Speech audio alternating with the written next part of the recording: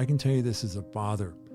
I had a conversation with my son one time about, you don't know what it's like to be an addict and to suffer. And I said, right. And you don't know what it's like to be the father of an addict and not know whether your child's dead or alive or where they are or whether they're ever going to overcome this. So, and I can tell you, I tell our folks, as a father, I can tell you this, I longed to be restored to my son. I longed to be restored to him. But there was pain, there was anger, there was hurt, there was fear, all those things, and you just don't know. You almost feel like you're in your own prison. If you're the family of someone in addiction, you're in your own prison, and you don't know how you're going to get out, and you don't know where it's going to end. I want to give a special thank you to our Season 2 sponsors, MHEB Incorporated, Amish Gazebos, Espenshade Farms, and Espenshade Mills. To learn more about our sponsors, visit wsm.org/podcast. Hi, this is Jack Crowley from Water Street Mission, and I'm excited to welcome you to our Restorers podcast. And today we're going to be talking about the state of drug recovery in Lancaster. With us is John Roberts. He's the founder and director of R3 House and R3 Recovery Services. John, we're so excited to have you here. Thanks, Jack. I know you're passionate about coming alongside individuals in recovery. And that you've created a really unique approach. A lot of our listeners may have heard of the concept of sober houses as part of that journey of recovery for people with addictions. But I've been so impressed by the work that you're doing at R3 and would love to hear, John, if you could tell us just a little of your story of how you got involved, why you started R3. Sure. So we got involved in R3 because our addiction touched our family. One of my sons found himself caught up in the opioid epidemic. Almost died, ended up in treatment, ended up living on the street at one point. And after we landed back in Pennsylvania after living overseas for a number of years, he ended up coming up here from Mississippi, was working, relapsed, ended up in treatment at the retreat in Ephrata. Yeah. And they recommended that he go to a recovery house in Lancaster. That's how it started. And he tells the story. He said, I asked him, I said, I want to go to the best recovery house in Lancaster. And the lady said, they're all the same. So it doesn't matter where you go, just pick one. So he ended up going to one. We visited him. He ended up in another one, and we visited him there. And it was just a dark, depressing place. Yeah. There were 13 guys living in one small row house, one bathroom, and it was dark and dank. And we went and visited him there. Met one of his roommates who 2 weeks later died of an overdose. And we just felt like, hey, we got to do something. No wonder people have a hard time getting sober and staying sober and living like this. If your environment is not safe, if it's not quality, if it doesn't communicate any sense of that you have any value, then why would you value yourself enough to continue the fight of addiction? And there's a number of different sober houses, and I think the quality varies. If we're totally honest, there are some that are smaller scale that are probably healthier environments, and others that 13 people in one row home with one bathroom. How you're going to manage that to be a really safe and engaging and inviting place for people is going to be difficult, right? It's very difficult, and also you have to look at the motivation of the person who owns it and started it, and what their motivation is, and are they involved? Are they engaged, or is it just an investment property? And this is a way to maximize their investment. And so it seems attractive on the surface because everybody in the house is committed to recovery, right? We're all committing to stay sober.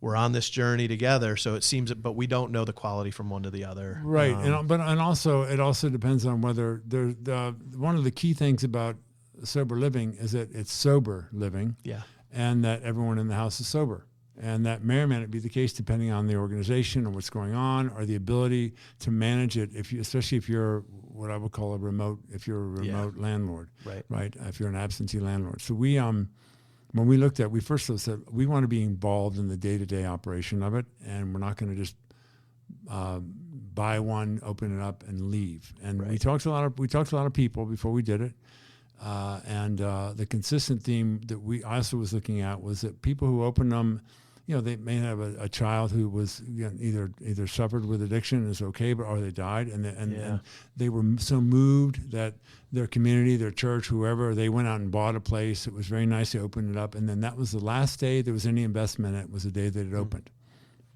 And they handed it over to someone to run because they would say, well, we don't know how We to don't do know this. how to do it. Yeah. And then it just started going downhill from there. Yeah. And so and then other people, they're in recovery. They recognize, hey, there's 8 or 10 or 20, 15 guys living in a place. We can, they add up the money. Go, hey, we can make money on this. Let's go rent a place and do it. And so it just depends on the motivation. Yeah. And some great motivation starts off great, but then it falls off, and because it's a tough business, Yeah. and it's tough to keep the quality going, and et cetera. Yes. So when we looked at it, we said we want to be involved, and it's got to be able to support itself, so I can continue to invest in it and grow it and maintain quality. Yeah.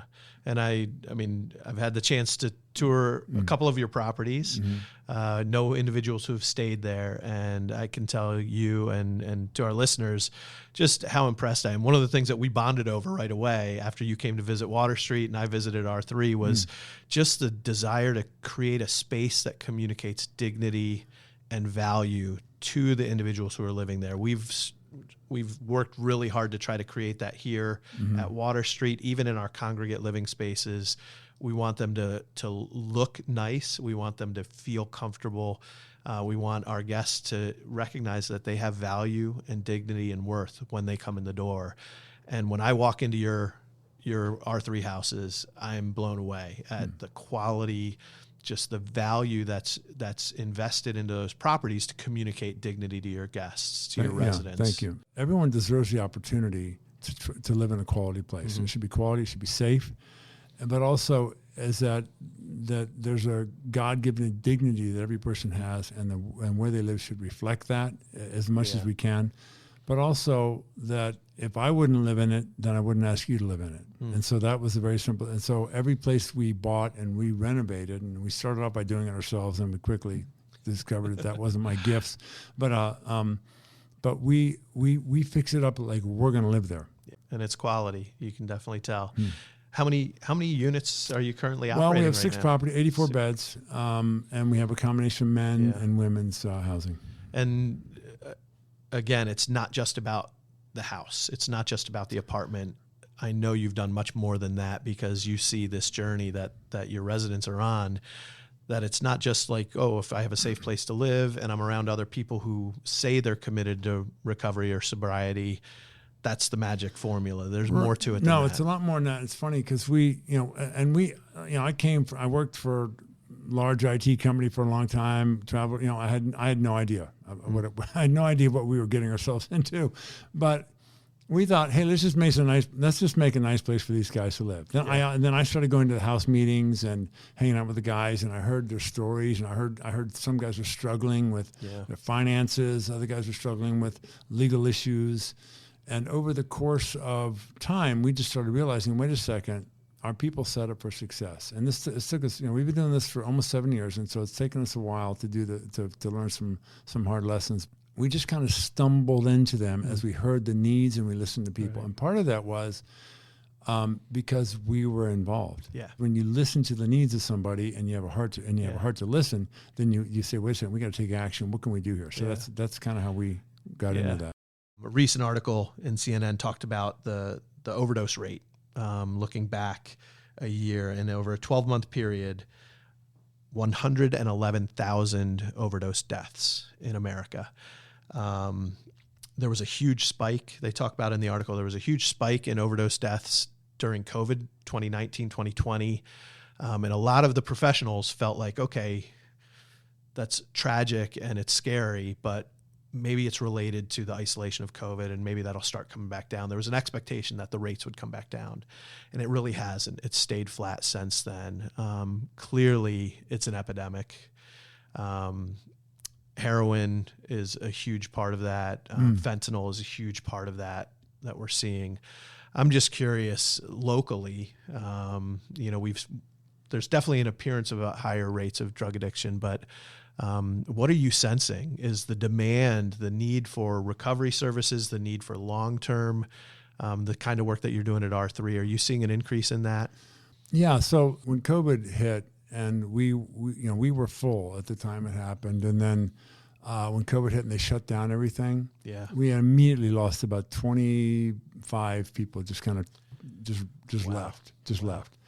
And that was late March, and then we kind of slowly filled back up.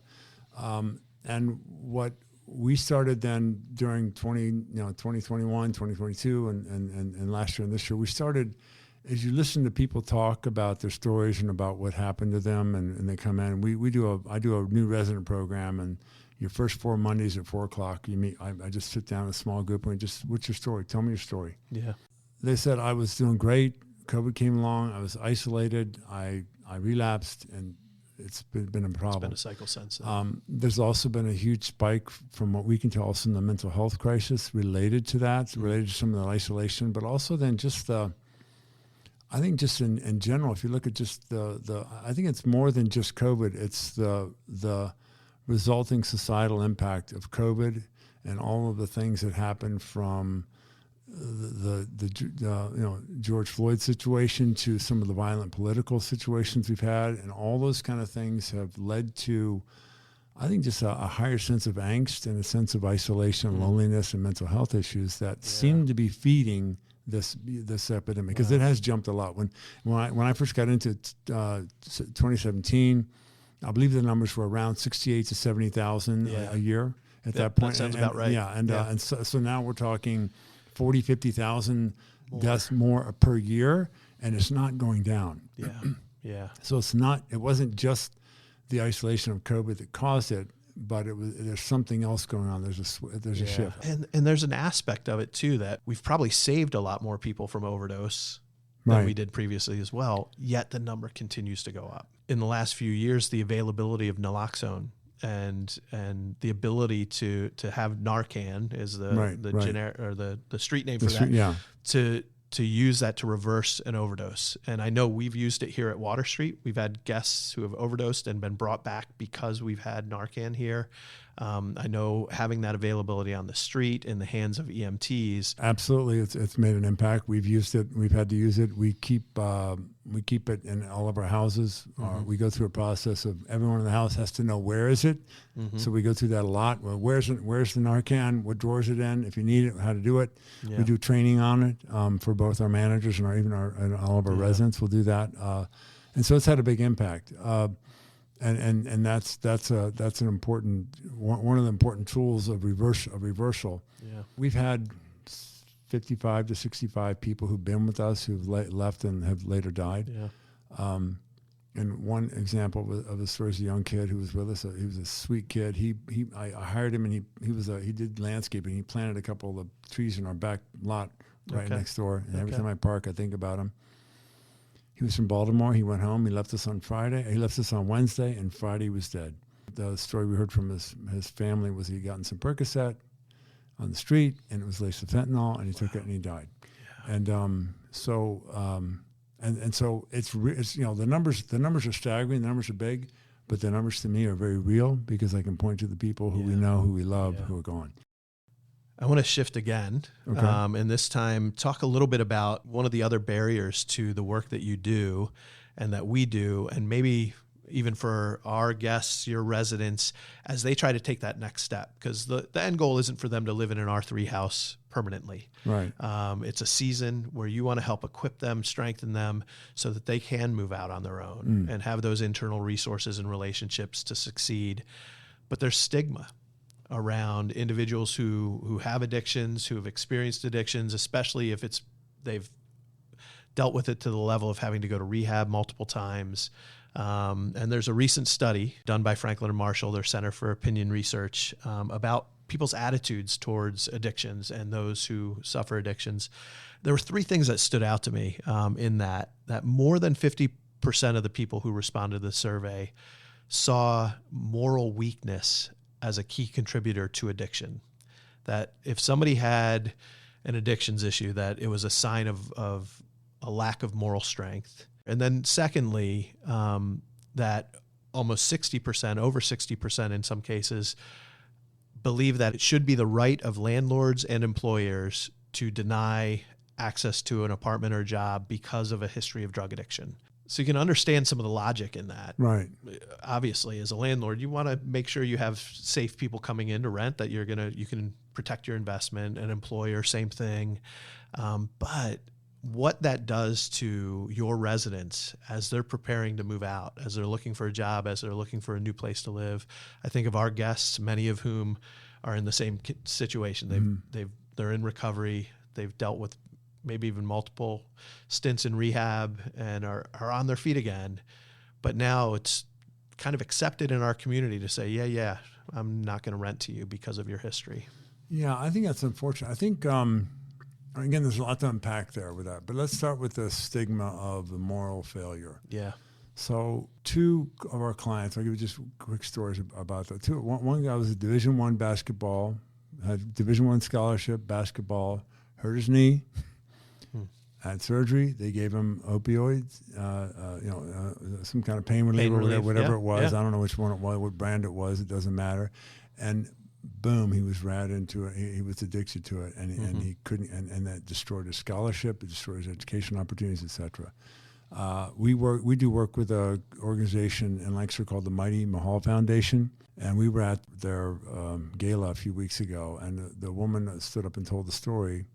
She was rear-ended in a car crash, and again ended up being given some sort of opioid, and found herself in addiction, found herself homeless, found herself ostracized by her family. Yeah. And had nowhere to go. And it was the Mighty Mahal Foundation helping her get into a recovery house that started on her journey of recovery. Yeah. And so I have to reject that as the key root cause. I'm not saying that there's a whole spectrum of people who find themselves getting caught up in addiction. It's when we begin making assumptions. Right. When you make assumptions and you put everybody in the same bucket, and that's when I talked about us when we said we're going to work with addicts, and suddenly we found out, these are not addicts. These are our sons and daughters. These are people who we love, who have intrinsic God-given value. That doesn't mean they don't have character issues. When I deal with people, and I said, look, I know you went through trauma. I know you had things happen to you. I know it's a disease. I understand all that, but it's also it's the only disease where you have a choice. We're given a choice to overcome it through a combination of choices you can make. I can't choose to just overcome my cancer by just saying, well, I'm just going to choose not to have cancer anymore. But addiction, you really have a choice, and there's opportunities for you. So one of the things that we try to do is I talk a lot about our guys about character. Yeah. And I talk about, first of all, and there's a character quality around forgiveness. There's a character quality around recognizing, being happy with the man or the woman in the mirror, and who am I, and being comfortable in my own skin. And that means dealing with those things, that the poor choices I've made, things like that. There is an element of that has to be dealt with. Yeah. But just making the claim that, it's moral failure, it's an indication of how uninformed the general population is about what is going on in that community. Right. But in addiction and the result of addiction, there's some rewiring of your brain that goes on, and it can cause you to do some very bad behaviors. Yeah.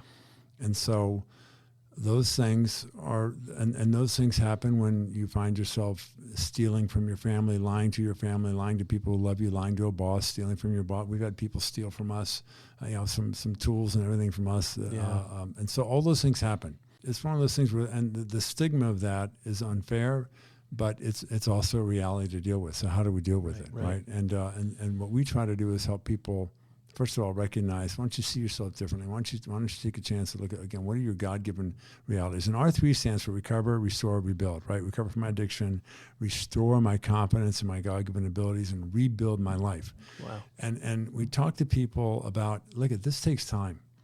It's going to take time for people to trust you. It's going to take time for people to realize, to believe that you really want to get sober and be sober. And I'm talking about the people closest to you. Yeah. I can tell you this as a father.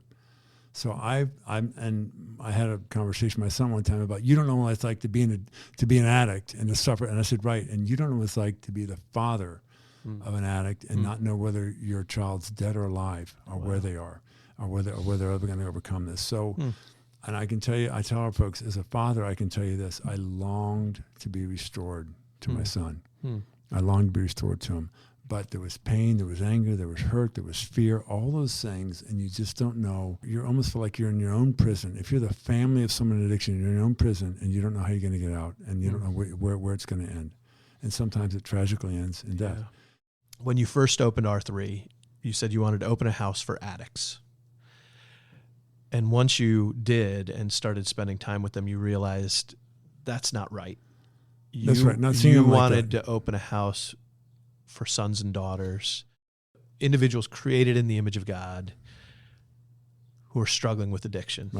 Right. And the difference in that, and we know AA has been a blessing to so many people, and NA and other things, but there's an aspect of that where people start, they introduce themselves. I'm Jack and I'm an addict. I'm Jack, I'm an alcoholic. And it becomes, that can be really helpful at the initial phases of like admission, humility, this is where I am. But if that becomes your identity, and I know my pastor, who's been in recovery for over 30 years, it's like, I am not an alcoholic. I'm not an addict. I'm a child of God. Right.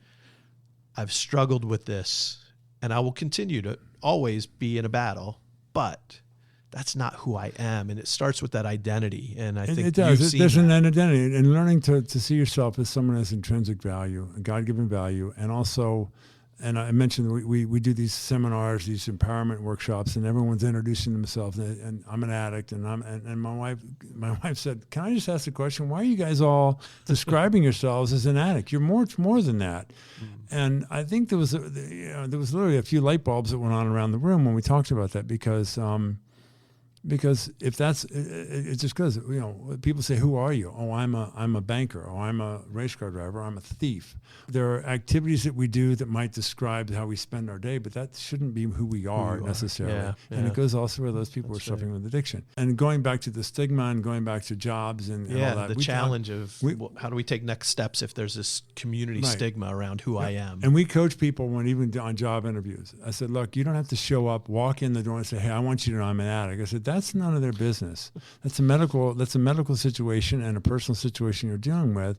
You don't have to lead with that. I know you want to be honest and you want to hide, but that's not necessarily what you should lead with. You should lead with, "Hey, I've got 10 years of experience as a claims underwriter, as a pilot, or as a lawyer," which lots of people are some of the folks we deal with have, or a lot of folks in the trades as well. And deal with your skill level and deal with those kind of things and who you are, not with walking in and saying I'm an addict. So I want to share a quote with you and hear your thoughts on it. It was from a TED Talk from several years ago. That's really, I think, shifted some of the thoughts around addiction by a guy named Johann Hari, or Harry. I'm sure I butchered that. It was fascinating, and it was talking about studies on people with addictions, but some medical studies that were done with rats and access to drugged water versus clean water and what was learned through that. But the conclusion that he shared, and I think has been shaping in how we work with people with addictions, is that the opposite of addiction is not sobriety. The opposite of addiction is connection. And that was birthed out of this study that showed that rats in an isolated environment and who had access to clean water or drugged water with cocaine or heroin, they tested it both ways, would almost 100%, they would use the drugged water to the point of death. Almost 100% of them when they were in isolation.